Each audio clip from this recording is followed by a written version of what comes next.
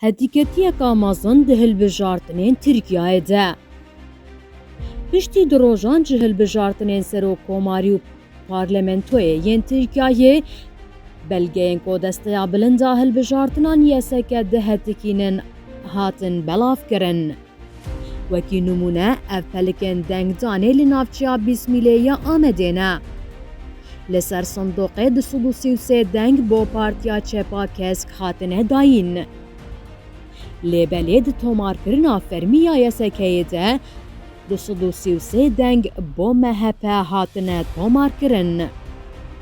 Ev bûyer li gelek bajarên Tirkiyeyê yên wekî İzmîr û yên Bakurê Kurdistanê rûdane. Lewra vê carê MHP'yê rêjeya 10.7% deng bi dest xist û newekî her salê 51 parlamenter şandin Parlamentoya Tirkiyeyê. Partiya Çepa Kesk derheqê vê sextekariyê de jî serî li yesekê da û nerazîbûna xwe nîşan da. Bi nêrîna te gelo rewşên sextekariyê yên bi vî rengî çi bandor li hilbijartinan kir?